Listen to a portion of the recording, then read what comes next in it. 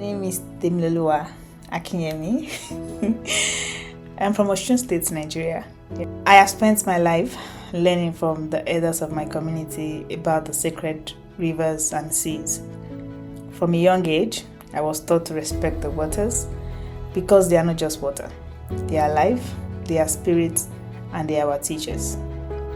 The Yoruba people have always understood that water is sacred. Rivers, streams, lakes, and the ocean are more than places to drink, fish, or even travel. They are home to the goddess of the river. She is the spirit of love, beauty, fertility, and healing.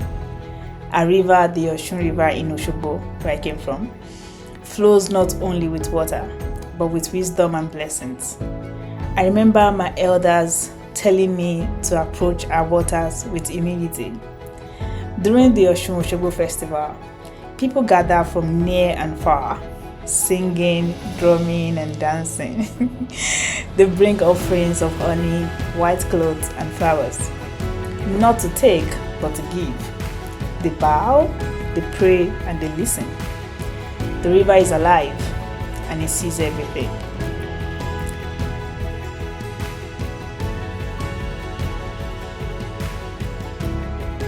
Because it feels like I have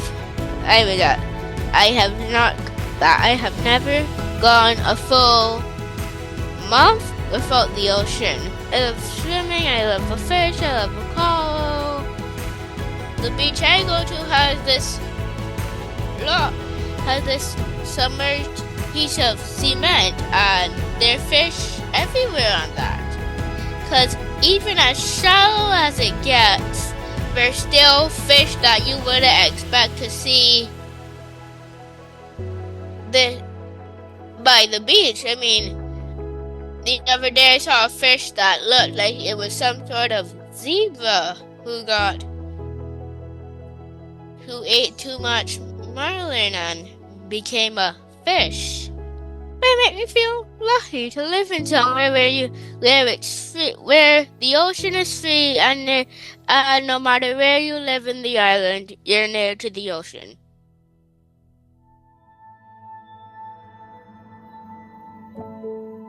What does the ocean mean to me? Well, in the context of having grown up in the beautiful island of Jamaica, as you see, I'm wearing a Jamaica t-shirt.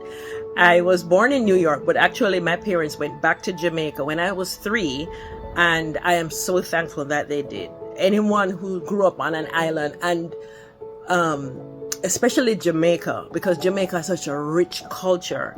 It's not just the ocean that calls us and why we go back over and over again. It's the food, it's the people, it's the vibe, but the ocean. And even now, as a grown up, when I go home, I am so comforted just seeing the sea. Whether from the plane or when I get there, the ocean just brings back, it's just calming. It's the waves, the sound of the waves. You can just look at it, just brings me peace. And my fondest memories are those Sunday trips after church or on a Saturday when it's so hot in the house because there's no central air in the house. It's just hot. You feel like you're outside when you're inside. And you go to the beach, and if you have any money, you buy some fish. Or if you don't have any money, you bring fruit from home, sandwiches, or full-on dinners, because we are known to have dinner on the beach. But it's good, and it's free, and it's nature at its finest. So the ocean to me is my heritage, my. So one of the fun things is that we'd always try to spend as much time as possible in the water. So then I try and go places, and they'd be calling me to come back, but you couldn't get in the car because you're wet and sandy because you're supposed to wash off. So if you accidentally forget that you're supposed to leave, and you accidentally go back in the water and get wet again, and turn around and get all sandy, then you get an extra hour. And so that was also my life.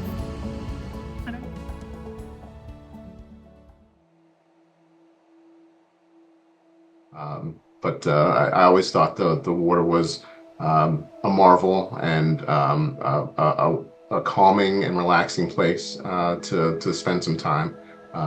So that was my experience with water growing up. probably there was a money barrier, but then also just a cultural barrier. There were a lot of things when I was growing up, there were things that were considered this is what Black people do and that's what the white people do. And going to the pool, that was the ocean. It was more of a thing for people with money or just for white people. And we weren't in either one of those categories. So yeah, I never even saw the ocean until I was an adult. And we did not like go on boats and all of that. I did take swim lessons when I was about 13. But that was only because I really had to ask my parents about it and, beg to go. But yeah, that was my first experience, but I was already a teenager at that point. That was at the YMCA. And, but in general, really no relationship to the water at all as a youth. Well, back then, there weren't any Ys that we could go to in terms of activities. It was not, there was no focus on African American kids learning how to swim. There were very few recreation centers, and there was no instruction in terms of trying to give swimming lessons or teaching us how to swim. It was just a whole different dynamic in terms, we just kind of hung out, played rope, jump rope, and all those other activities. There were several swim clubs, but of course back then they were very segregated and we were not able to attend those swim clubs. There were several beaches along the coast, like we could go to Atlantic City. There were a couple in New York, I think it was Rockaway Beach, and those were beaches where Blacks could go. They were still very segregated at that time. So it was just a time where there was no real focus on us getting into the water, learning about the water, not being afraid of the water. Because a lot of kids, even when they went to the beaches or some of the recreation centers, there was nobody there to really instruct them. So they were kind of, afraid of the water. Now, at 72, I'm determined to learn how to swim. And it wasn't so much that I was afraid of the water, but it was just like I couldn't get comfortable in the water. And when I would go to, because I love the beaches, I love the water, I would go to the various beaches and resorts. And I'd go in up to my knees, and splash around in the water.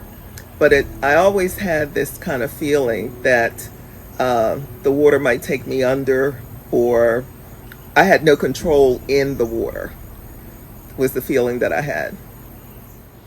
Yeah, I think by and large, my mom who raised me, or people that I was around at the time, thought it was really important for us to learn how to swim. I think a lot of them did not know how to swim or didn't have the opportunity to learn. So they really took the attitude that it was important for us to learn. So they did the best they could to provide opportunities for that. I also grew up and was born post-segregation, so I never really experienced, we're not allowed to be here, or we can't be here, or that sort of stuff. So we may have had obstacles related to just pure access or financial means or whatever the case might be.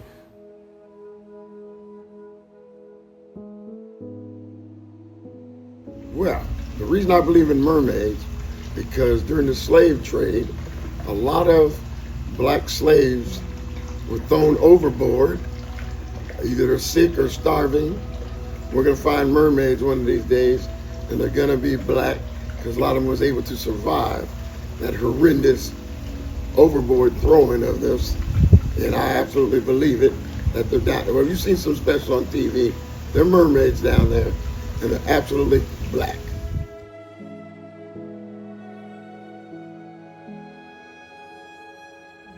And my father, his brothers, because he went on a fishing trip, and he drowned on that fishing trip, and his brothers didn't like that answer because he could swim. my mother made sure we knew how to swim. So we had swimming lessons at the high school I